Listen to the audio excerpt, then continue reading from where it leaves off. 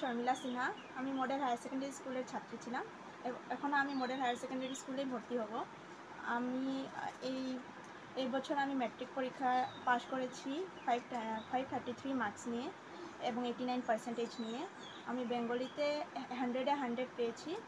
তো আমি অল স্টেটের মধ্যে 5 জন পেয়েছি, তার মধ্যে আমি একজন।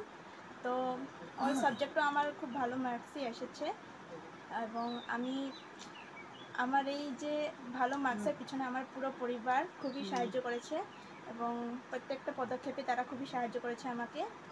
আর আমি আর্টস নিয়ে পড়তে চাই। আর্টসের সাবজেক্টগুলোতে আমার একটু ইন্টারেস্টগুলো বেশি। সায়েন্সও আমি পড়তে পারবো, কিন্তু আমি আর্টস নিয়েই পড়তে চাই। তো আমি আর্টস নিয়ে পড়ে অনার্স করার পরে গ্র্যাজুয়েশন শেষ করে আমি এপিএসসি এক্সাম ক্র্যাক করতে চাই এবং